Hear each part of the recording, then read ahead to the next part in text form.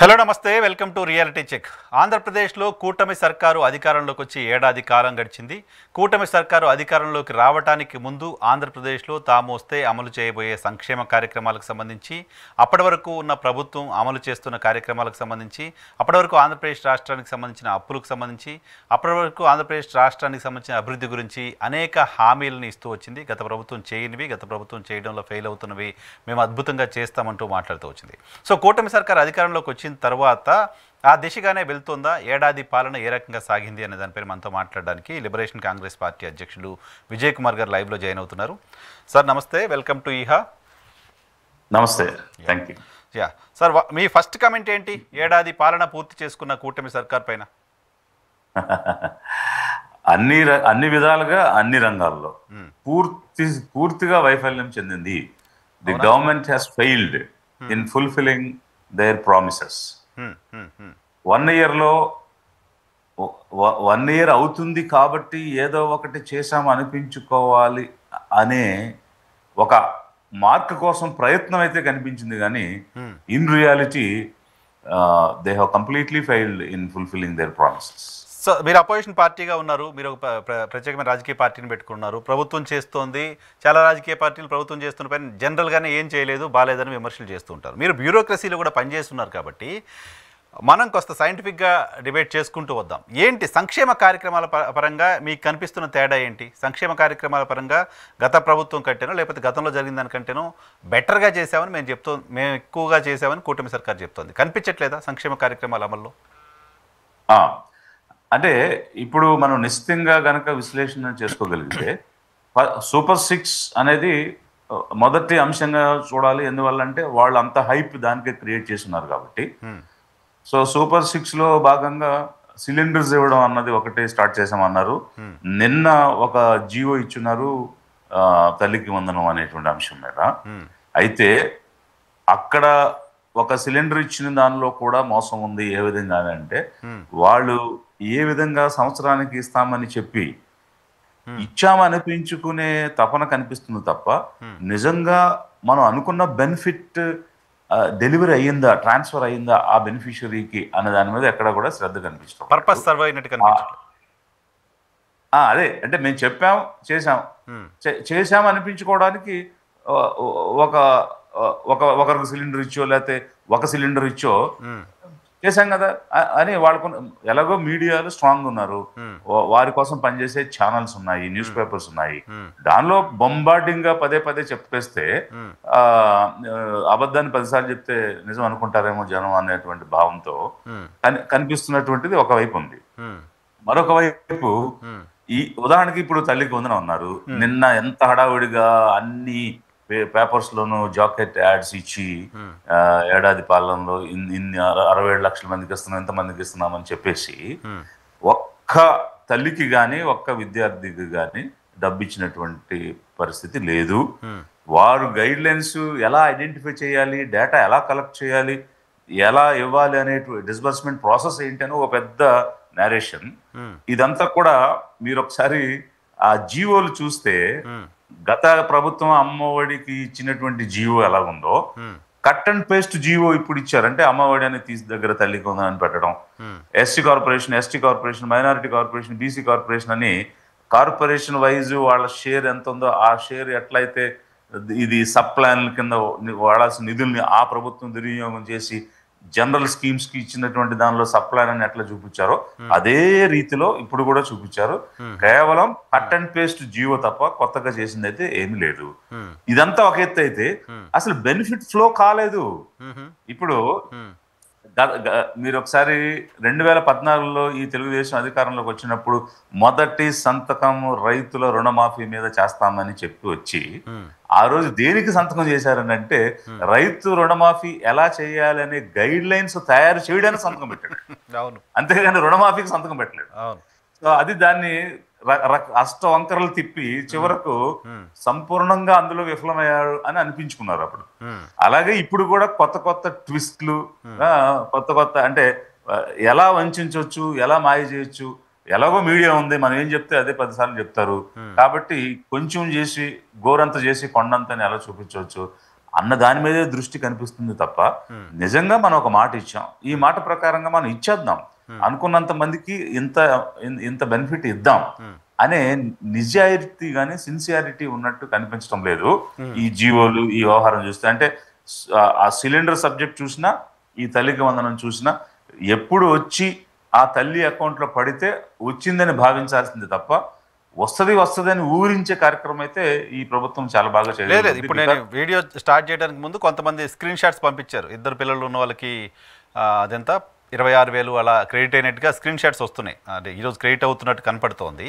So number కూడా ఎక్కువ ఉంది కదా సార్, గతంలో పోలిస్తే 2 పిల్లలు 3 పిల్లలు ఉన్న వాళ్ళకి కూడా ఇస్తున్నారు అనేది ఉంది సార్. గైడ్ లైన్స్ ఉన్నాయి, చాలామంది తగ్గిస్తున్నారు, 80 లక్షలు 90 లక్షలు ఉన్నారు, 60 లక్షలకే ఇస్తున్నారు, ఇవన్నీ విమర్శలు ఉంటే ఉండనియండి. బట్ గత ప్రభుత్వం చేకూర్చిన దానికంటే ఎక్కువ లబ్ధి చేకూరుతుందా లేదా? ఒక పిల్లోడికి మాత్రమే గత ప్రభుత్వం ఇస్తే 2 పిల్లల వాళ్ళకి కూడా మేము ఇస్తున్నామని ప్రభుత్వం చెప్తుంది. ఎంతో కొంత దాంట్లో గతం కంటే బెటర్గా జరుగుతున్నట్లు అనిపించట్లేదా మీకు? అంటే వారు ఇచ్చినటువంటి జీవోలో జూలై 5న డిస్బర్స్మెంట్ అని రాస్తున్నారు. మరి ఈ రోజు అయితే స్క్రీన్ షాట్స్ చూసాను టీడీపీ సోషల్ మీడియాలో, తెలుగుదేశం అదే మరి. అంటే బెనిఫిషరీ సెలక్షన్ జరగడం, నీకు వస్తుందని చెప్పడం అనేది ఒక ఎత్తు. అంటే మీరు జీవో చూడండి, డిస్బర్స్మెంట్ వచ్చి 5 జూలై అని రాస్తున్నారు. అవును అవును ఓకే. అయితే ఇప్పుడు మీరు అన్నదానిలో ఒక దాన్ని మనం అప్రిషియేట్ చేయవచ్చు. ఏమిటంటే ఒకరికి ఇస్తానని గత ప్రభుత్వం ఇచ్చింది, ఈసారి ఎంతమంది పిల్లలకైనా ఇస్తామని చెప్పి అంతమందికి ఇస్తే డెఫినెట్ గా ఇట్ ఈస్ అన్ ఇంప్రూవ్మెంట్, అందులో డౌట్ లేదు. కాకపోతే ఏ నిధులు డైవర్ట్ చేశారు, అంటే ఏ కమ్యూనిటీకి ఇవ్వాల్సిన నిధుల్ని ఇవ్వకుండా ఆపి ఇక్కడికి డైవర్ట్ చేసి ఇది ఇచ్చారు అనేటువంటిది, ఏ స్కీమ్స్ ఆపేశారు అనేటువంటిది కూడా మనం చూడాలంటే ఇప్పుడు సెంట్రల్లీ స్పాన్సర్డ్ స్కీమ్స్ సిఎస్ఎస్ అనేటువంటి ప్రోగ్రామ్ కింద వస్తాయి. అవి వారి స్కాలర్షిప్స్ కి, తర్వాత హాస్టల్స్ లో ఉండేటువంటి మెయింటెనెన్స్ కి వాడేటువంటి నిధులు ఉన్నాయి, అవన్నీ డైవర్ట్ చేసి దీనిలో పెట్టినట్టుగా జీవోలో రాస్తున్నారు. అంటే జీవో చూస్తే గత ప్రభుత్వం కూడా సప్లాన్ నిధులు డైవర్ట్ చేసింది, సిఎస్ఎస్ నిధులు డైవర్ట్ చేసింది, చేసి అమ్మఒడి అని ఆర్భాటంగా చెప్పారు. ఇప్పుడు వీరు కూడా, అంటే ఇక్కడ ఉండేటువంటి మర్మం ఏమిటంటే ఏదో ఒకటి ఒక కొత్త పథకంతో చెప్పేసి పాతవన్నీ కూడా డైవర్ట్ చేయటం, నిలుపుదల చేయడం అనేటువంటిది ఒక కొత్త విధానం మొదలుపెట్టింది గత ప్రభుత్వం. సో అదే విధానంలో అంటే they are also entering into same shoes అని అనిపిస్తుంది నాకైతే. ఎందువల్లంటే ఈ వీళ్ళ పేర్లు మార్పు, ఈవెన్ మీరు మేనిఫెస్టో కూడా చూస్తే వైసీపీ 2019లో ఇచ్చిన మేనిఫెస్టో, వీళ్ళు ఇప్పుడు ఇచ్చిన మేనిఫెస్టో కలర్ల మార్పు తప్ప రాసిన విధానం కానీ పెట్టిన హెడ్డింగ్స్ తో సహా సేమ్ ఉన్నాయి. ఇప్పుడు నేను ఏడాది పాలన తర్వాత నేను కూడా నిన్న చూశాను ఆ మేనిఫెస్టో. చూస్తే వారు అంటే ఎస్సీల సంక్షేమం, బీసీల సంక్షేమం, మైనారిటీల సంక్షేమం అని ఏ పదాలైతే వాడారో అదే పదాలు, అదే విధానం. అది నేను ఎందుకు అనుకుంటున్నానంటే అప్పుడు ప్రశాంత్ కిషోర్ టీంలో వైసీపీతో పనిచేసింది. అందులో పనిచేసిన రిషి, రాబిన్ శర్మ విడిపోయి ఐపాక్ అని, షో టైం అని 2 రకాలుగా పెట్టుకుంటే వాళ్ళు షో టైం ఎంగేజ్ చేశారు, వీళ్ళు ఐపాక్ ఎంగేజ్ చేశారు. కింద ఉన్న మనుషులందరూ సేమ్. సో ఐడియా, వాళ్ళు ఇచ్చే ఐడియాస్ సేమ్, వాళ్ళు ఇచ్చే అవుట్పుట్ సేమ్. అందుకనే సేమ్ కాపీస్ ఇక్కడ జరుగుతున్నాయని నేను అనుకుంటున్నా. ఇప్పుడు జగన్ అనే మా భవిష్యత్ అని ఈ రిషి టీం చెప్తే, భవిష్యత్తుకి గ్యారంటీ అని రాబిన్ శర్మ టీం చెప్పారు. సో దట్ మీన్స్ వాట్ అంటే కింద లెవెల్లో వాళ్ళ ఇంటరాక్షన్, వాళ్ళు ఇస్తున్న అవుట్పుట్స్ సేమ్. ఓన్లీ వాళ్ళు గ్రీన్ అండ్ బ్లూలో చెప్తే మీరు రెడ్ అండ్ ఎల్లోలో చెప్తున్నారు, అంతే తేడా. So everything is same. ఈ అంశానికి సంబంధించి 2,000 రూపాయలు కట్ చేసి 13,000 ఇవ్వడం పైన కూడా విమర్శలు వస్తున్నాయి. 15,000 ఇస్తాను, అది exactly what YCP has done. ఇప్పుడు వాళ్ళు కూడా 15,000 ఇచ్చినప్పుడు 2,000 కట్ చేసి టాయిలెట్స్ మెయింటెనెన్స్ అని, స్కూల్ మెయింటెనెన్స్ అని పెట్టారు. అందుకే that's what I am saying. 2,000 GO 1,000 2,000 sir అప్పుడు కట్ చేసింది 1,000 అనుకుంటా, అంటే ఎగ్జాక్ట్ గా 1,000 అనుకుంటా. అంటే అందుకే నేను చెప్పింది కట్ అండ్ పేస్ట్ జీవో అని చెప్పడానికి మీరు పాయింట్ రైస్ చేశారు. సో ఆ రకమైనటువంటి విధానం సేమ్ ఫాలో అవుతున్నారు, సేమ్ మెథడ్ ఫాలో అవుతున్నారు. సో మరి అంటే ఇప్పుడు రెండోది వీరు ప్రారంభం చేశారు. ఇప్పుడు ఉగాదులు అయిపోతున్నాయి, సంక్రాంతులు అయిపోతున్నాయి, August 15th అయిపోతుంది, రిపబ్లిక్ డే అయిపోతుంది, కానీ ఇంతవరకు మహిళలకి బస్సు సౌకర్యం అనేది రాలేదు. ఆగస్ట్లో చేస్తా అని చెప్తున్నారు, August 15th నుంచి. అదే అలా పోస్ట్ పోన్ అవుతూ వచ్చాయి. ఇది ఒక వైపు. సరే, ఇవన్నీ ఇప్పుడు ఉచితంగా కల్పించే అంశాలు అనేది ఒక పక్క అయితే, ఏ స్కీమ్స్ ని సబ్స్యూమ్ చేసి అంటే వేటిని ఆపేసి ఇవి ఇస్తున్నారు అనేటువంటి విశ్లేషణ కొద్ది రోజులైతే మనకు అర్థమవుతుంది. యా యా యా అదొక వైపు అయితే అంటే జరుగుతున్నటువంటి పథకాలు ఇస్తున్న పథకాలు ఆపేసి చెప్పి ఇదిగో ఇది మేము ఇచ్చాం అని చెప్పినంత మాత్రాన అది మీరు అన్నట్టు అదనంగా ఇచ్చినట్టు అవ్వదు. ఓకే ఓకే కానీ కానీ suppose sir yeah please please sir for example మీకు 3,000 రూపాయలు ఒక పిల్లవాడికి స్కాలర్షిప్ వస్తుంది అనుకుందాం నెలకి. సో 10 నెలలు ఇస్తారు, 30,000 వస్తుంది. సో దాన్ని ఆపేసి 15,000 అమ్మఒడి అదే తల్లి వందనం అని ఇచ్చింటే అన్యాయం కదా. అప్పుడు మీరు అన్నట్టు అదనంగా ఇచ్చినట్టు అవ్వదు కదా. సప్లాన్ నిధులు వాడటం కూడా అన్యాయమే. నిజానికి దాన్ని వ్యతిరేకించింది గతంలో తెలుగుదేశం పార్టీ. సప్లాన్ నిధులు తీసుకొచ్చి దీంట్లో వాడేసి మిగతా 70-80 స్కీమ్లు ఆపేసి అమ్మకు వందనం ఇవన్నీ ఇస్తున్నారు అని చెప్పి మాట్లాడేది తెలుగుదేశం పార్టీ నిజానికి. ఎగ్జాక్ట్లీ. సో ఆ కాంటెక్స్ట్ లోనే నేను కూడా ఏమంటానంటే ఆ జీవో చూశాను కాబట్టి అది చదివిన తర్వాత it's Ammavodi GO cut and paste Thalli Vandanam అనేటువంటిది క్లియర్ కనిపిస్తుంది. సో కాబట్టి అంటే వీళ్ళు కూడా ఏమేమి స్కీములు రేపు ఆపేస్తారు, వేటిని నిలుపుదల చేస్తారు అనేటువంటిది చూస్తే అప్పుడు మనకు అర్థమవుతుంది. సో సంక్షేమానికి కూటమి సర్కార్కి ఎన్ని మార్కులు వేస్తారు అంటే ఎన్ని మార్కులు వేస్తారు మీరు? అంటే ఇప్పుడు మనం పాజిటివ్గా వాళ్ళ ఓకే మనం ఎంత రాజకీయ పార్టీ అయినా కొంచెం మనం విశాలంగా ఆలోచిద్దామని అంటే ఇప్పుడు వాళ్ళు చెప్పిన దానిలో ఇప్పుడు పెన్షన్స్ వచ్చిన వెంటనే ప్రారంభం చేశారు. సో మనం ముందు నుంచి కూడా మనం అనుకుంటున్నాం ఏమిటంటే సోషల్ సెక్యూరిటీ మెజర్స్ అనేటువంటివి చాలా అవసరం. సో ఎవరైతే సొంతంగా సంపాదించుకుని బ్రతకలేరో వాళ్ళకి ఖచ్చితంగా ప్రభుత్వం ఆదుకోవాలి.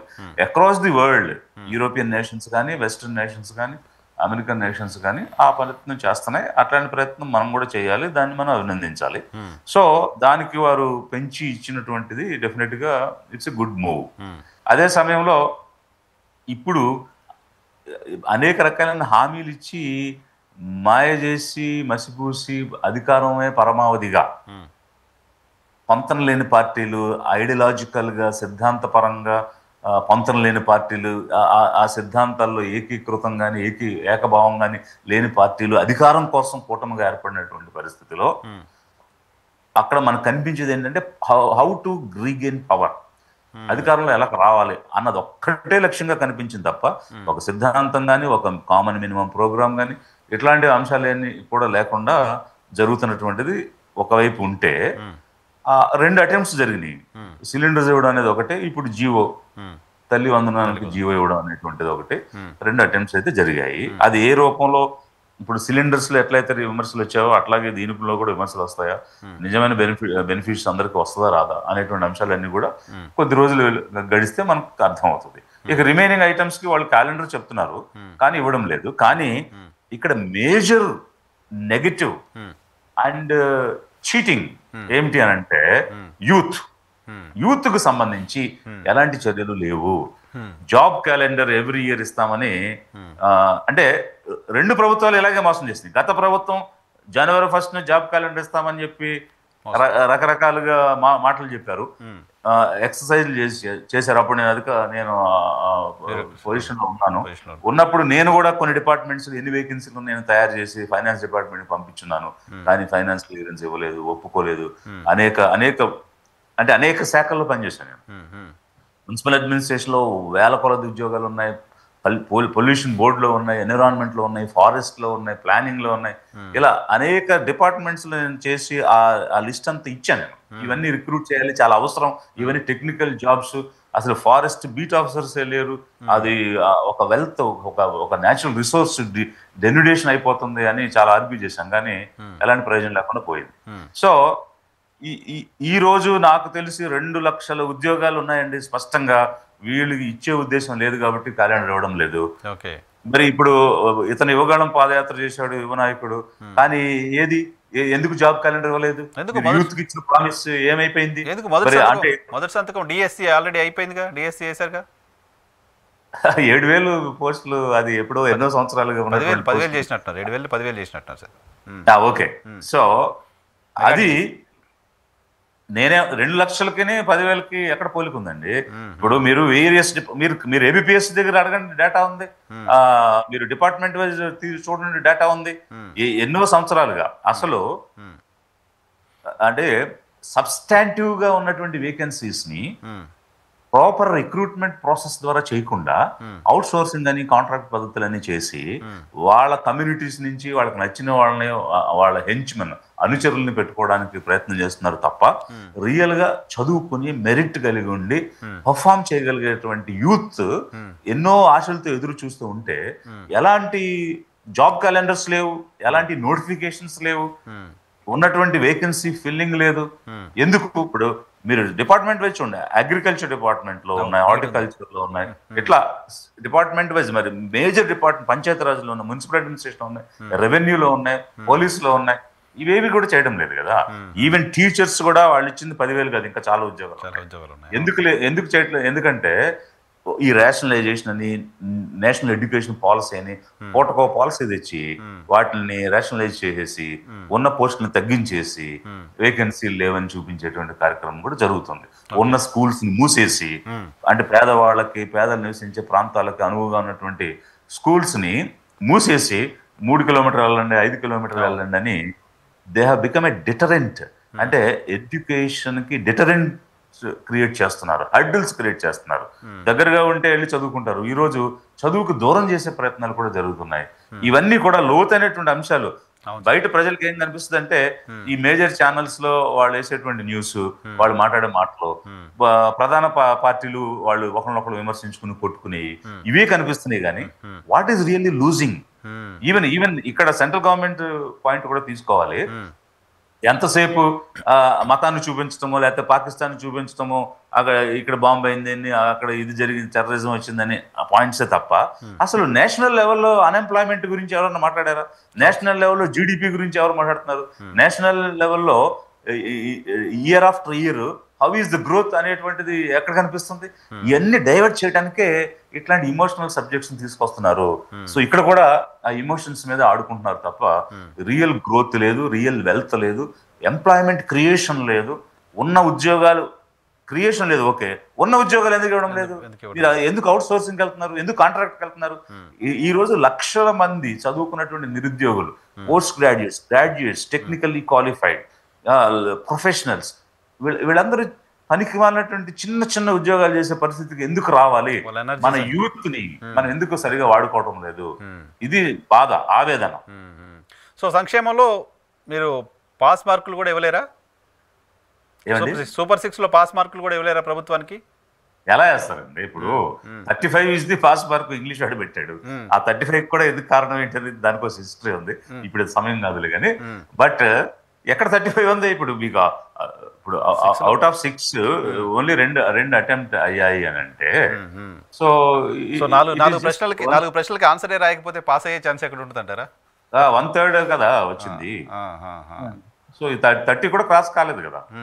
Correct, right sir. సార్ గతంలో మనం విన్నది, గత ప్రభుత్వం పైన ఉన్న తీవ్రమైన విమర్శ ప్రతిపక్షం వైపు నుంచి వచ్చింది. ప్రజలకు ఆ రకమైన స్కేర్ క్రియేట్ చేసింది కూడా అప్పులకు సంబంధించి. ఆంధ్రప్రదేశ్ రాష్ట్రం అప్పుల్లో కూరుకుపోతుంది, శ్రీలంకలాగా అయిపోతుంది, ఇంకేదో దేశంలాగా అయిపోతుంది అన్నారు. సో అప్పులని కట్టడి చేయగలిగిందా ఈ ప్రభుత్వం, కొత్త సర్కారు? అప్పుల్ని కంట్రోల్ చేసుకోగలిగిందా? అప్పులు తగ్గించగలిగిందా?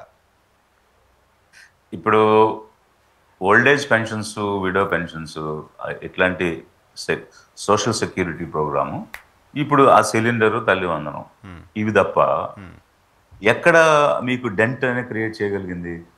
ఇది ఒకవైపు. కానీ అప్పులు మాత్రం విపరీతంగా చేస్తున్నారు. లక్షల కోట్లు ఈ రోజు అప్పులు తీసుకొచ్చే పని చేస్తూ ఉన్నారు. ఆస్తులు అమ్మడానికి ప్రయత్నం చేస్తున్నారు. ఇలాంటి పరిస్థితిలో వీళ్ళకి మోరల్ రైట్ లేదంట నేను. ఎందుకనంటే గత ప్రభుత్వం శ్రీలంక లాగా చేస్తుంది, వెనిజువేలా లాగా చేస్తుంది అని అన్నప్పుడు దానికి భిన్నంగా కదా మీరు పనిచేయాలి. ఇప్పుడు గత ప్రభుత్వం చేసింది ఒప్పు అని అనడం లేదు, వాళ్ళు చేసింది కూడా తప్పే. ఎస్పెషల్లీ ఈ డీబీటీ అనే ఒక్క కార్యక్రమం చేసేసి మేము ఇంత చేసాం అంత చేసాం అని గొప్పలు చెప్పుకోవడం అనేటువంటి దానివల్ల ఎలాంటి ప్రయోజనం లేదని క్లియర్గా స్పష్టంగా కనిపించింది. రాష్ట్రంలో ఎలాంటి అభివృద్ధి లేదు. It's very clear. At the same time how you are different from earlier. గత ప్రభుత్వానికి కంటే మీరు భిన్నంగా ఏమున్నారు?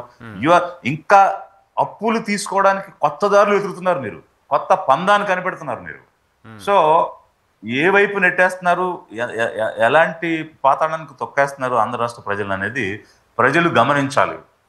మీ ద్వారా నేను ప్రజలను కోరుకునేది ఏమిటంటే, ప్రతి ఏ అడుగు ఎందుకు వేస్తున్నారు, దీనివల్ల ఏ విధంగా రాష్ట్రం కోల్పోతుంది అభివృద్ధి, అలాగే అప్పులు పెరిగిపోతాయనే అంశం కూడా చూడాలి. ఈ స్థాయిలో అప్పులకు పోవడానికి రీజన్ ఏంటి సార్? ప్రభుత్వం ఎందుకు నడపలేకపోతున్నారు? ఈ స్థాయిలో అప్పులు ఎందుకు చేస్తున్నారు? అప్పుల్ని కంట్రోల్ ఎందుకు చేసుకోలేకపోతున్నారు? అసలు రూపాయి దొరకట్లేదు, ఆంధ్రప్రదేశ్ అంటే అప్పు ఇచ్చే పరిస్థితి లేదు అని కూడా ముఖ్యమంత్రి గారు మాట్లాడారు, గతంలో చూసాం. ఎస్, ఇప్పుడు గవర్నమెంట్ వచ్చిన కొత్తలో కూడా నేను ఒక సందర్భంగా మాట్లాడుతున్నప్పుడు చెప్పాను. సో ఇంచుమించు జీతాలు ఇవ్వడానికి అప్పులకు సంబంధించి తిరిగి కట్టాల్సిన వాయిదాలు కానీ వడ్డీలు కానీ, అంటే so to pay back the loans or the interest on the loans, వీటన్నిటికే మనకు వచ్చేటువంటి నిధి సరిపోవడం లేదు. సో అక్కడికక్కడికి అంటే ఇప్పుడు 1,20,000 కోట్లు ఇంచుమించుగా పర్ ఇయర్ కేవలం శాలరీ పేమెంట్స్, డెట్ క్లియరెన్స్కి, అంటే రీపేమెంట్స్కి సంబంధించిన ఇంట్రెస్ట్ పేమెంట్స్కే సరిపోతున్నాయి. సో అంటే ఇంచుమించు వీళ్ళు చెప్పిన ప్రామిసెస్ ఫుల్ఫిల్ చేయాలంటే ఒక 80,000 కోట్లు కనీసంగా కావాల్సి వస్తాయి. సో ఆ పరాణం ఇట్లాంటి సందర్భంలో అంత డబ్బు ఇక్కడ లేదు. వెల్ఫేర్ స్కీమ్స్ ఇవ్వడానికే సరిపడినంత డబ్బు లేదు.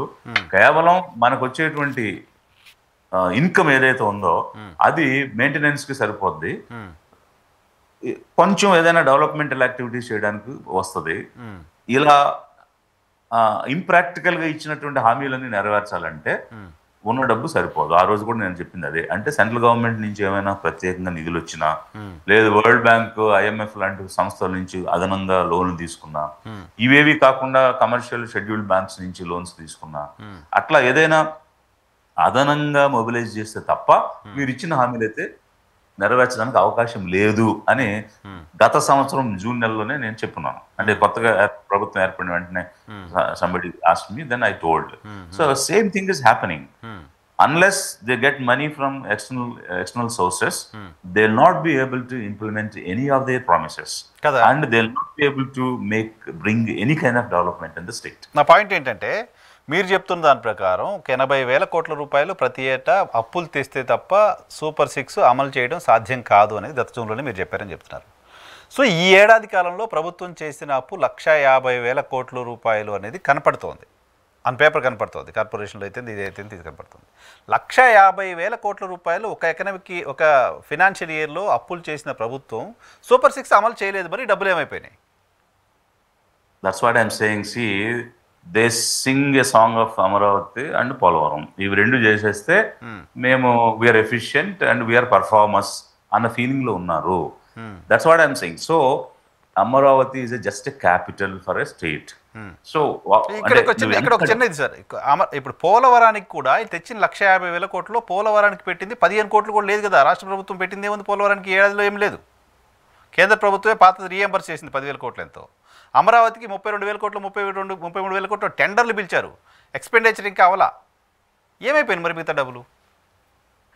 అదే అంటే కొన్ని లోతైనటువంటి అంశాల గురించి మనం మాట్లాడాల్సి వస్తుంది. సో అంటే ఈ రకంగా వచ్చే ఈ హెజమనిక్ క్లాస్ ఆఫ్ పార్టీస్ వాళ్ళ ఇంట్రెస్ట్లు దేని మీద ఉంటాయి అనేటువంటిది ఒక అంటే ఇన్ డెప్త్ అనాలిసిస్ ఇవ్వాల్సిన పరిస్థితి వస్తుంది. వీళ్ళ ఇంట్రెస్ట్లు అంటే as far as I see or as far as I gather information from the people. So ప్రజల్లో ఉన్న ప్రజల నాడి ప్రజలు అనుకునేటువంటి చర్చలో భాగంగా చూస్తే ప్రజల సంక్షేమం అవసరం లేదు, ప్రజల యొక్క అభివృద్ధి అవసరం లేదు. ప్రజల యొక్క ఆస్తిపాస్తులు ఇచ్చి, ఆదాయ వనరులు ఇచ్చి, వారు స్వతంత్రంగా నిలబడగలిగి, వాడు స్వతంత్రంగా జీవన ప్రమాణాలు పెంచుకుని నడవగలిగే అవకాశాలు ఇవ్వడం అన్నది కాదు మా లక్ష్యం, మా గోలు, మా priority. Our priority is we have spend crores of rupees, we bribe the ఓట్ల కోసం లంచం ఇచ్చాం. మళ్ళీ ఎన్నికలు రావాలంటే మళ్ళీ ఓట్లకు లంచం ఇవ్వాలి. అందుకు మేము సంపాదించుకోవాలి. ఎలా సంపాదించుకోవాలి? కొత్త కొత్త ప్రాజెక్ట్స్, కొత్త కొత్త కాంట్రాక్ట్స్. ఇప్పుడు పోలవరంలో ఎంత పెట్టినా ఎంత తిరిగి వస్తుంది, అలా కాకుండా అవసరం లేని పట్టిసీమ లాంటిది ఒకటి కట్టి ఒక 300-200 కోట్లు తెచ్చుకుంటే అది ఈజీగా వస్తుంది కదా అని ఇలాంటి పక్కదారులు కనిపెట్టి ఏ ప్రాజెక్టు ఎవరికి ఇచ్చి ఎంత మనం రాబట్టుకోవచ్చు, ఎంత మనం సంపాదించుకోవచ్చు, ఎంత మనం విదేశాలకు పంపించి అక్కడ నిలువ చేసుకోవచ్చు అన్నదే. అంటే I don't want to name particular person, name particular country where this entire wealth is going, entire amount is being transferred. అది సింగపూరా, రష్యా, లేకపోతే యుఏఈ, ఇట్లాంటి పేర్లు నేను చెప్పాలనుకోవడం లేదు, వ్యక్తుల పేర్లు కూడా నేను చెప్పాలనుకోవడం లేదు. కానీ ప్రజలను గమనించమంటున్నాను. మీరు చూడండి, ఇప్పుడు మీరు అడిగినటువంటి ప్రశ్న, ఈ నిధులు ఎక్కడికి పోయాయి, ఏ పనులకు ఇచ్చారు, ఆ కాంట్రాక్టులు ఎవరికి ఇచ్చారు, ఆ కాంట్రాక్టుల ద్వారా ఎవరో బాగుపడుతున్నారు, అందులో వచ్చిన డబ్బు ఎవరికి రీసైకిల్ అవుతుంది అనేది జనం కానీ లేదు మీలాంటి కొంచెం అవేర్నెస్ కలిగినటువంటి మీడియా కానీ బయటకు నాకు అసలు అర్థం కావట్లేదు సార్. సరే, అమరావతి అప్పులు IMF ఇంకా కొంత రావాలేమో, విడతల వారికి వస్తుంది, హడ్కో రుణాలు ఇంకా విడతల వారికి వస్తుంది. అది కాకుండా మనం RBI దగ్గరికి వెళ్ళి ప్రతి మంగళవారం తెస్తున్న 6,000 కోట్లు, 4,000 కోట్లు, 2,000 కోట్లు అవి ఖర్చు అయిపోయినాయి. ఏమైపోయినాయి? 1,00,000 కోట్లు అయితే ఉన్నాయి కదా, అవి ఏమైపోయినాయి తెలియట్లా. That's what. ఇప్పుడు ఏమేమి పనులు ఇచ్చారు, ఏమేమి కాంట్రాక్టులు ఇచ్చారో చూస్తే మీకు అర్థమవుతుంది. పైగా వారు ఏమన్నారు, ఇప్పుడు government of India 15,000 crores loan తెచ్చుకోవడానికి పర్మిషన్ ఇచ్చింది. ఆ 15,000 crores మేము తెచ్చుకుని దాన్ని నేను సమక్షేమానికి పెట్టలేనని చెప్పి గౌరవ ముఖ్యమంత్రి గారు చెప్పారు. సో అట్లా ఒకవైపు సంక్షేమానికి ఏ విధంగానూ పెట్టడం లేదు, ఇప్పుడు వస్తున్న పథకాలనే రీరైట్ చేసి ఏంటంటే ఓల్డ్ వైన్ న్యూ బాటిల్ అని కొత్త ప్రోగ్రామ్స్ పేర్లు పెట్టి పాతవి అన్ని అందులో మిక్స్ చేసి పోస్తున్నారు తప్ప అదనంగా వస్తున్నది లేదు, కొత్తగా ఇచ్చింది లేదు, అలాగే వెల్ఫేర్కి ఇస్తుంది లేదు, డెవలప్మెంట్ లేదు. బట్ ఫోకస్డ్గా వారు అనుకునేటువంటి ప్రయారిటీ ప్రకారం ఎక్కడ ఈ నిధులు వాడాలి, ఎవరికి ఈ కాంట్రాక్ట్ వర్క్లు ఇచ్చి అవి రీసైకిల్ చేసుకోవాలనేది అయితే జరుగుతుంది. అది మీరు వెలికి తీయండి. ఆశ్చర్యంగా ఉంది, సర్ప్రైజింగ్గా ఉంది. డబ్బులు ఎక్కడ పోయాయి మరి? ప్రతి మంగళవారం పోతున్నాం మనం. సో చెప్పాలి, చూద్దాం ఇంకా ఫర్దర్గా ఏమొస్తుంది దానికి సంబంధించి. సార్, సోషల్గా కూడా గత ప్రభుత్వం హయాంలో కూటమి సర్కారు కావచ్చు, కొంతమంది ప్రజా సంఘాలు, దళిత సంఘాలు, రకరకాల జేఏసీలు మాట్లాడుతూ వచ్చిన మాట, దళితులపైన విపరీతంగా దాడులు జరుగుతూ ఉన్నాయి. సుధాకర్ కేసు ఉదహరించారు, సుబ్రహ్మణ్యం కేసు ఉదహరించారు, ప్రవీణ్ కేసు, ప్రకాశం జిల్లాకు సంబంధించిన కేసు, ఇలా చాలా కేసెస్ చూసాం మనం. మేము అధికారంలోకి వచ్చిన తర్వాత వీటన్నిటిపైన కూడా ఒక కమిషన్ వేసి వీటికి కారణం అయిన వాళ్ళపైన చర్యలు తీసుకుంటాం, దళితులపైన దాడులు జరగవు, మహిళలపైన అత్యాచారాలు, అన్యాయాలు ఏవి ఉండవు అని చెప్పారు. హోంమంత్రి గారు చెప్తున్న లెక్కల ప్రకారం ఈ ఏడాది కాలంలో 16,000కు పైగా మహిళలపైన అఘాయిత్యాలు జరిగినట్లుగా ఆన్ రికార్డ్ ప్రభుత్వం అఫీషియల్గా చెప్తున్న నంబరు. అనేక చోట్ల దళితులపైన దాడుల అంశాన్ని కూడా చూస్తున్నాం. రీసెంట్గా అనంతపురం ఇష్యూ కూడా మీ నోటీస్కి వచ్చి ఉంటుంది. దీనికి సంబంధించి మీ రియాక్షన్ ఏంటి ఏడాది కాలంలో? ఇప్పుడు నేను ఇంతకుముందు అన్నాను, అంటే అణగారిన వర్గాల మీద అన్యాయానికి ఏడాది అయింది, బలహీన వర్గాల మీద దాడులకు ఏడాది అయింది, ఆడబిడ్డల మీద అఘాయిత్యాలకి దాడులకు ఏడాది అయింది, అంతేగాని సుపరిపాలనకు అయితే ఏడాది కాలేదు అని నేను ఒక బ్రాడ్ కామెంట్ చేస్తా ఉన్నాను. ఎందుకనంటే అంటే ఎంత దారుణంగా అనంతపూర్లో జరిగినటువంటి అంశాలు, ఒక షెడ్యూల్ ట్రైబ్ మహిళ, ఒక షెడ్యూల్ కాస్ట్ మాదిగ బిడ్డ ఎంత దారుణమైనటువంటి స్థితికి గురి చేశారంటే, అంటే మాటల్లో చెప్పాలంటే ఒక రకమైనటువంటి బాధ, దుఃఖం వచ్చేటువంటి పరిస్థితి కనిపిస్తుంది. ఊహించలేము, అటువంటి సంఘటన ఊహించలేము. 9వ తరగతి చదివేటువంటి ఆ పాపకి వాళ్ళు రేప్ చేసి వీడియో తీసి దాన్ని చూపించి బ్లాక్మెయిల్ చేసి 14 మంది 6 నెలలుగా, అసలు అది అంటే చాలా బాధ కలిగిస్తుంది. అసలు కళ్ళు తెలియకుండా కళ్ళలో నీళ్ళు వచ్చేటువంటి పరిస్థితి కల్పిస్తా ఉంది. ఇట్లాగా చేసి, అది కూడా ఎవరు, తెలుగుదేశం పార్టీ వాళ్ళు. ఆ పార్టీ గెలిచినప్పుడు డప్పు కొట్టాడు వాళ్ళ నాన్న, డప్పు కొట్టి పైనుంచి కింద పడిపోయాడు, అతను చనిపోయాడు. ఈరోజు తండ్రి లేడు, తండ్రి లేని బిడ్డని అదే పార్టీకి చెందిన వాళ్ళు. అసలు ఏ సంస్కృతిలో మనం జీవిస్తున్నాం? ఒకప్పుడు బార్బేరిజం, క్యానిబాల్స్ అనేటువంటివి అన్ని చూసుకుని చంపుకుని తినేటువంటి వాళ్ళు అనేటువంటిది ఉన్నాము. ఈ రోజు దీనికి ఏం తేడా ఉందనేది నాకైతే అర్థం కావడం లేదు. మరి ఇప్పుడు ఏదో ఏంటది, టీ కొట్ల దగ్గరికి, బడ్డీ కొట్ల దగ్గరికి, పెన్షన్ ఇచ్చిన ముసలి వాళ్ళ దగ్గరికి వెళ్ళి మాట్లాడే చీఫ్ మినిస్టరు ఇలాంటి అన్యాయం జరిగిన ఒక బాలికను పరామర్శించడానికి లేదా సమయం?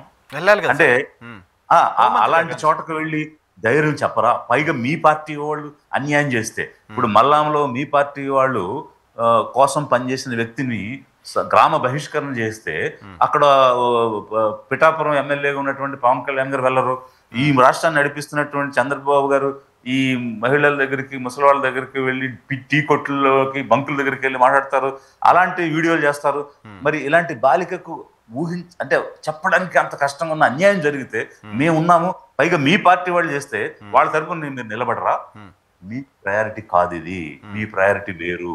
మీ ప్రయారిటీ సంపాదించుకోవడం ప్రయారిటీ, దర్పంగా ఉండడం ప్రయారిటీ, అధికారంలో చలాయించడం ప్రయారిటీ, ఆధిపత్యం చేయడం ప్రయారిటీ, పెత్తనం చేయడం ప్రయారిటీ. అంతేగాని సంక్షేమం మీ ప్రయారిటీ కాదు, అభివృద్ధి ప్రయారిటీ కాదు, పేదల తరపున నిలబడటం, అండదండగా ఉండటం మీ ప్రయారిటీ కాదు. క్లియర్ గా కనిపిస్తుంది. సో సాంఘికంగా చూస్తే ఈ ఆధిపత్య వర్గాల పార్టీలు ఎప్పటికీ కూడా వెనుకబడిన వర్గాల కోసం ఏమీ చెయ్యవు. వాళ్ళని పావులుగానే వాడుకుంటారు, బానిసలుగానే చూస్తారు, అక్కడే ఉండాలని కోరుకుంటారు. ఎందుకంటే అలా ఉంటేనే వీళ్ళు మా వెంట ఉంటాడు, మాకు ఓడిగం చేస్తారు, మాకు బానిసలుగా ఉంటారు, మాకు డబ్బులు ఇస్తే ఓట్లు వేస్తారు అనేటువంటి భావంలో ఉంటారు. అది స్పష్టంగా కనిపిస్తుంది. కాదంటే చెప్పమనండి, ఎందుకు వెళ్ళలేదు ముఖ్యమంత్రి? యూ షుడ్ గివ్ ఆ భరోసా ఇవ్వాలి కదా. ఎందుకు వెళ్ళలేదు ఉప ముఖ్యమంత్రి? ఆ భరోసా ఇవ్వాలి కదా. గ్రామ బహిష్కరణ నీ నియోజకవర్గంలో జరిగితే కనీసం నేనున్నాను, ఎందుకు ఎలాంటి పని చేశారు, తప్పు కదా, అలా చేయకూడదు కదా, సభ్య సమాజంలో మనం ఉన్నాం కదా అన్న మాట పవన్ కళ్యాణ్ అనేటువంటి పిఠాపురం ఎమ్మెల్యే ఎందుకు వెళ్ళి ఆ గ్రామంలో చెప్పలేదు? ఇక్కడ టీ బంకుల దగ్గర, ముసలి వాళ్ళ దగ్గరికి వెళ్ళి చిట్ చాట్ చేయడానికి సమయం ఉంది కదా. అలాంటిది అన్యాయం జరిగిన కుటుంబాన్ని పరామర్శించడానికి మీకు సమయం లేదా అంటే అది మీకు ప్రాధాన్యత కాదు అని స్పష్టంగా కనిపిస్తుంది కదా. ఆ ఘటన గురించి వింటేనే కడుపు మండిపోతోంది. సో ఆ ఘటనకు పాల్పడ్డ వాళ్ళకు పడే శిక్ష గురించి చర్చ జరగాలి కదా. వాటికి అటువంటి శిక్ష ప్రభుత్వం వేయాలి. ఇంకొకవేళ అటువంటి ఆలోచన చేయాలంటే భయపడే పరిస్థితి, అటువంటి ఒక స్కేర్ క్రియేట్ చేయాల్సిన అవసరం ఉంది కదా. ఆ ఆలోచన కూడా చేయకుండా అక్కడికి ఎవరైనా పోతానంటే కూడా పోనీయకుండా. సార్, వెరీ అన్ఫార్చునేట్ ఏంటంటే ఇంత పెద్ద ఇన్సిడెంట్ జరిగితే ఆంధ్రప్రదేశ్కి సంబంధించిన ప్రధానమైన మీడియాలో ఒక సింగిల్ కాలం వార్త లేకుండా పోయింది, ఒక్క ఛానల్లో కనీసం చర్చ లేకుండా పోయింది. గతంలో సుగాలి ప్రీతి అంశానికి సంబంధించి పవన్ కళ్యాణ్ గారు కర్నూలు వెళ్ళారు, మీటింగ్ పెట్టారు, సిబిఐ అన్నారు, ఇంకేదో మాట్లాడారు. ఏడాది అవుతోంది, ఆ కుటుంబానికి న్యాయం జరిగింది లేదు. అసలు అవి ఎజెండానే కాకుండా పోయి ప్రభుత్వానికి, ఈవెన్ తెలుగుదేశం పార్టీ మీడియాకి ఎందుకు అసలు కనీసం పట్టించుకునే ఆలోచన కూడా ఎందుకు లేకుండా పోతున్నారు? ప్రజలు ఎవరైనా చూస్తున్నారా, మనల్ని అడుగుతారా, ఈ వార్త రాయకపోతే ఏమైనా అంటారా, మనం దీన్ని అడ్రస్ చేయకపోతే ప్రజల నుంచి వ్యతిరేకత వస్తుందా అనే ఆలోచన ప్రభుత్వానికి ఎందుకు లేకుండా పోతుంది? That's what I'm saying. See priorities, what is the priority అనేటువంటిది ఇప్పుడు మీడియాని నేను అడుగుతున్నాను మీ ద్వారా. అంటే ఓకే, గవర్నమెంట్కి కొన్ని ఆబ్లిగేషన్స్ ఉంటాయి, being a state who is the custodian of the welfare of the people and security of the people. But నాలుగో అంటే ఎగ్జిక్యూటివ్, లెజిస్లేచర్, జ్యుడిషియరీ అనేవి 3 అంగాలు అయితే నాలుగో స్తంభం జర్నలిజం అని చెప్తారు కదా. మీకేమి నైతిక విలువలు లేవా? నాలుగో స్తంభం అని చెప్పుకోవడానికి మీరు నాలుగో స్తంభమా? ఇది వివక్ష కాదా? ఏ ఛానల్ అయితే ఈ తన్మయ సబ్జెక్ట్ కానీ, మాదిగ బిడ్డ సబ్జెక్ట్ కానీ, అన్యాయం జరిగినటువంటి మల్లాం సబ్జెక్ట్ కానీ మాట్లాడలేదంటే మీరు వివక్ష చూపించడం లేదా? మరి మీరు ఆ డిస్క్రిమినేషన్ ప్రకారంగా అట్రాసిటీ యాక్ట్ మీ మీద పెట్టాలి కదా, అక్కడ కదా అప్లై చేయాలి. మిస్యూజ్ చేయడానికి యాక్ట్ వాడుకుంటున్నారు మీరు. ఎవరి మీదైనా కక్ష సాధించుకోవడానికి యాక్ట్ ను వాడుకుంటున్నారు మీరు. న్యాయం చేయడానికి యాక్ట్ ను వాడడం లేదు మీరు. అట్రాసిటీ యాక్ట్ జస్టిస్ ఇవ్వడానికి పెట్టింది, అంతేగాని కక్ష సాధించుకోవడానికి పెట్టట్లేదు. కానీ సక్సెసివ్ గవర్నమెంట్స్ కక్ష సాధింపు చర్యల కోసం, అంటే వాళ్ళకి నచ్చని వాళ్ళు లేకపోతే వాళ్ళకి ఎదురుపక్షంగా ఉన్నటువంటి వాళ్ళ మీద కక్ష తీర్చుకోవడానికి SC/ST అట్రాసిటీ యాక్ట్ ని వాడుకుంటున్నారు. కానీ నిజంగా అన్యాయం జరిగినటువంటి వ్యక్తికి న్యాయం ఇవ్వడానికి మాత్రం ఈ యాక్ట్ ని వాడుకోవడం లేదు. ఈ విషయంలో మీడియా కూడా సంపూర్ణంగా పక్షపాత ధోరణి వ్యవహరిస్తూ ఉన్నది. కనీసం జనం కోసమైనా మీరు నిజాయితీ కలిగిన వాళ్ళు, జనం కోసమైనా మాకు పక్షపాతం లేదు, అన్ని పక్షాలు ఉన్నాము అని అనిపించుకోవడానికైనా ప్రయత్నం చేయండి అని మీకు వేడుకుంటున్నాను. ఎందుకనంటే అంత దారుణమైన వివక్ష మీరు చూపిస్తా ఉన్నారు.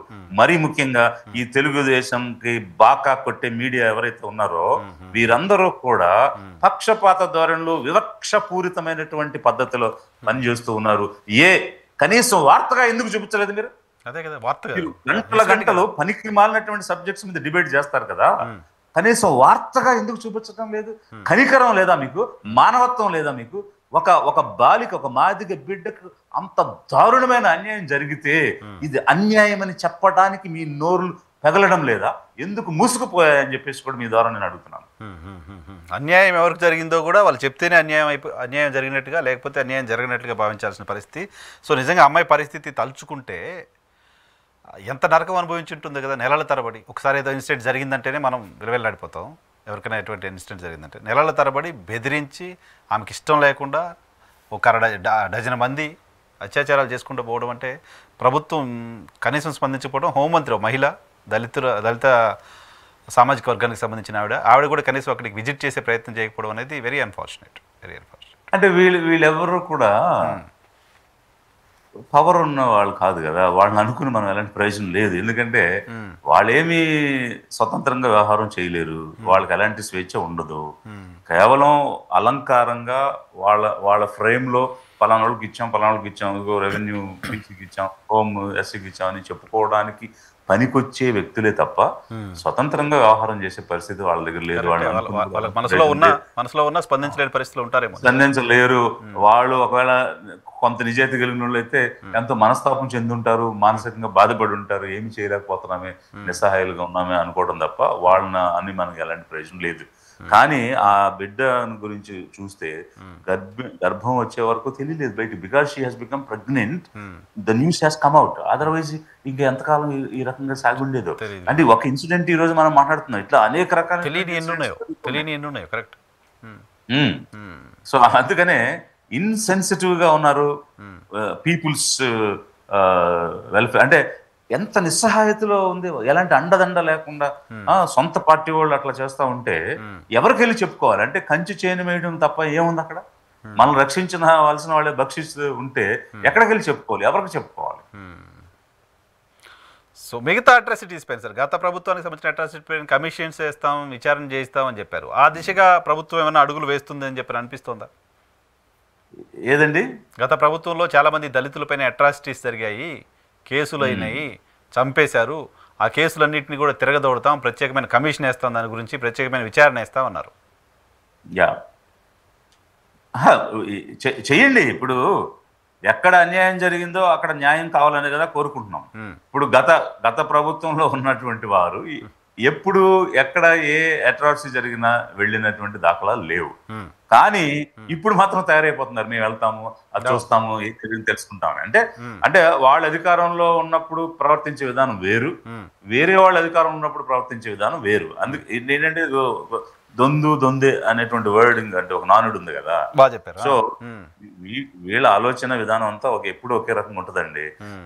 నేను మీ ద్వారా ప్రజల్ని ఏం కోరుతున్నానంటే, వెనుకబడినటువంటి వర్గాలు, పేద వర్గాలు ఎప్పుడు కూడా ఇలాంటి నిస్సహాయతలోనే, అభద్రతలోనే బతుకుతున్నారు.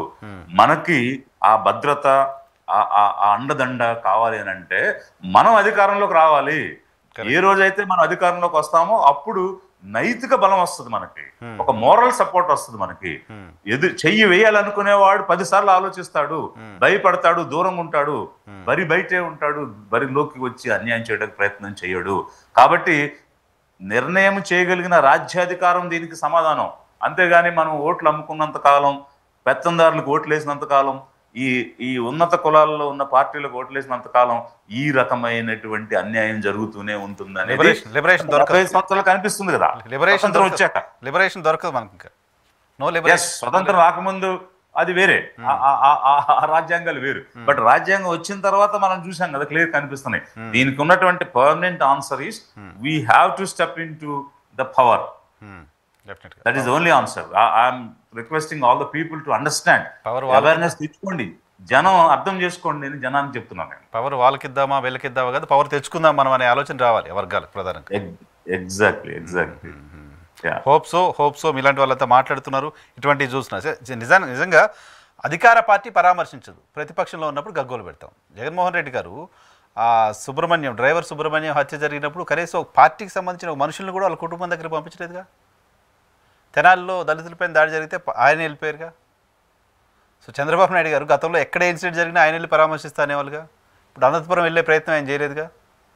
సో అధికార పార్టీలు అలాగే ఉంటున్నాయి. అధికార పార్టీ నేను అనేది ఏంటంటే, ఈ ఆధిపత్య వర్గాలు ఉండే పార్టీలు విధానం ఎప్పుడు ఇలాగే ఉంటుంది.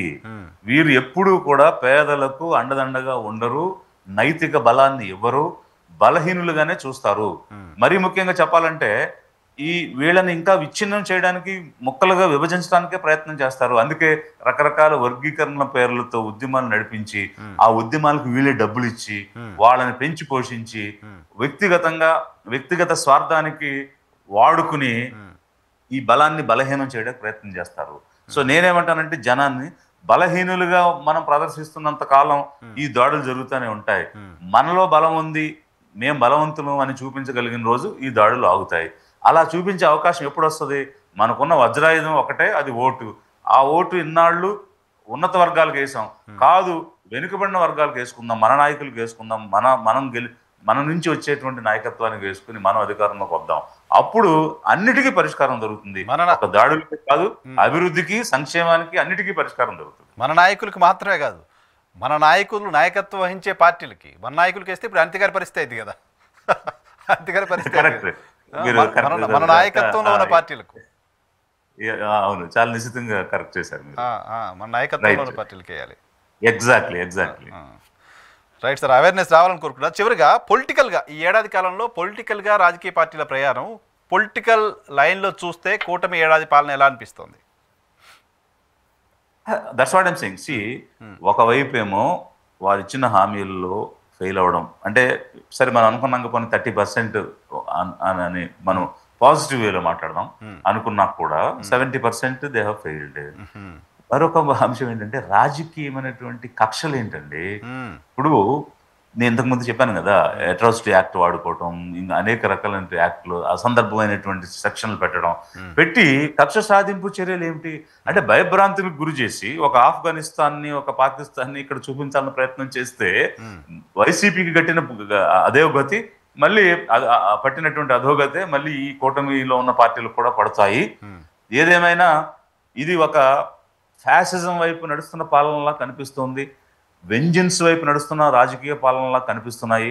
అందుకే మనం వెనుకబడిన వర్గాలను అప్రమత్తం అవ్వండి, మీరు సమాయత్తం అవ్వండి, ఇక వీళ్ళని దించుద్దాం. ఎందుకంటే వీళ్ళు టెర్రరిజం ఆపలేకపోతున్నారు, ఫ్యాసిజం ఆపలేకపోతున్నారు, వెంజన్స్ ఆపలేకపోతున్నారు.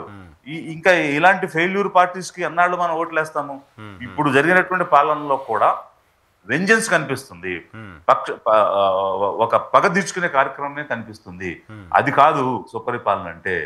మనకి శాంతి సామరస్యం ఉండేటువంటి సహజీవనం, సహభావం కలిగినటువంటి పాలన కావాలి. సహృదయంతో పనిచేయగలిగి ఏమంటే ఒకరినొకరు ఒప్పుకోగలిగేటువంటి పాలన కావాలి. అలాంటిది లేకుండా ఉంటే ఏ పార్టీ కూడా నిలబడదు, కాలగమనంలో కొట్టుకుపోతుంది. ఓకే, సరే. కూటమి మేనిఫెస్టోకి సంబంధించి భారతీయ జనతా పార్టీ మాకు సంబంధం లేదు అని ఇలా పక్కకు నెట్టేసింది. పవన్ కళ్యాణ్ గారు, చంద్రబాబు నాయుడు గారు 2 ఫోటోలతోటి కూటమి మేనిఫెస్టో చూసాం మనం. సో పవన్ కళ్యాణ్ గారు ఎందుకు ఈ హామీల అమలుకు సంబంధించిన అంశం పైన ఒత్తిడి తీసుకురాలేకపోతున్నారు? గతంలో షిప్లో బియ్యం పోతున్నాయి, అక్కడికి వెళ్ళి షీజ్ ద షిప్ అని హడావుడి చేశారు ఆయన. ఈ స్కీమ్స్ సరిగా అమలు కాకపోతే, ఈ హామీలు మనం అమలు చేయలేకపోతే నష్టం జరుగుతుంది, తెలుగుదేశం పార్టీతో పాటు నేను కూడా మునుగుతాను అనే ఆలోచన, అనే స్పృహ ఎందుకు ఆయనకు లేకుండా పోతుంది? ఎందుకు ఆయన ప్రజెంట్ తీసుకురాలేకపోతున్నారు? నేను ఈ చర్చలో ముందు ఒక మాట మాట్లాడాను. ఏమంటే ఒక సైద్ధాంతికంగా ఒక రకమైన ఆలోచన లేని, అంటే సిమిలారిటీస్ లేని పార్టీలు కలిశాయి అని మొదట చెప్పాను. సో అధికారం కోసం మాత్రమే కలిసి, ideologically they are different. They have join together only to capture power. అధికారం సాధించాలి అనే ఒకే ఒక లక్ష్యంతో సిద్ధాంతంగా సిమిలారిటీస్ లేని పార్టీలన్నీ కూడా జాయిన్ అయిపోయాయి. అది ఇప్పుడు మీ మాటల్లోనే క్లియర్గా కనిపిస్తుంది. మేనిఫెస్టో ఒక పార్టీ ఇస్తే మరి కూటమిగా ఏర్పడి మాకు సంబంధం లేదు అన్నారంటే ఇట్స్ వెరీ క్లియర్. ఇక్కడే వెనకడికి వేసేశారు, వెను చూపించి వెళ్ళిపోతున్నారు. ఇక రెండవ పార్టీ మీరు అన్నటువంటి జనసేన పార్టీ, వీళ్ళు నేను గతంలో కూడా ఒకసారి చెప్పున్నాను ఏంటంటే, ఎక్కడైనా క్రెడిట్ ఉంటే మేము కూడా ఇందులో భాగమే, ఎక్కడైనా తప్పు జరిగితే మాకు సంబంధం లేదు అంటే దే ఆర్ డిస్క్రెడిటింగ్ దెమ్సెల్వ్స్. ఎందుకు అనంటే రాబోయే రోజులకి ఒక దారి అనేది ఏర్పాటు చేసుకుని ఉంటున్నారు. ఎప్పుడైనా విడిపోవాల్సి వస్తే, ఎప్పుడైనా సపరేట్ అయిపోతే, ఇదిగో ఈ సూపర్ 6 వీళ్ళు అమలు చేయలేదు అందుకే నేను బయటకు వచ్చా, ఇదిగో ఈ కాంట్రాక్టర్లో అన్యాయం జరిగింది, తప్పు జరిగింది, లేకపోతే కరప్షన్ జరిగింది అందుకే నేను బయటకు వచ్చా అని ఒక దారి ఏర్పాటు చేసుకుంటున్నారు తప్ప ఆ రోజు కలిసి కదా మాటిచ్చాం, కలిసి మాటిచ్చినందుకు కదా జనం నమ్మి మాకు ఓటేశారు. అలాంటప్పుడు ఒకవేళ ఈ చంద్రబాబు నాయుడు అనే వ్యక్తికి ఉన్నటువంటి అపవాదం ఏంటంటే మాటిస్తాడు కానీ నిలబెట్టుకోడు, చెప్తాడు కానీ చేయుడు, లేదు ఆఖరి 6 నెలలు చేస్తాడు ముందు చేయడు.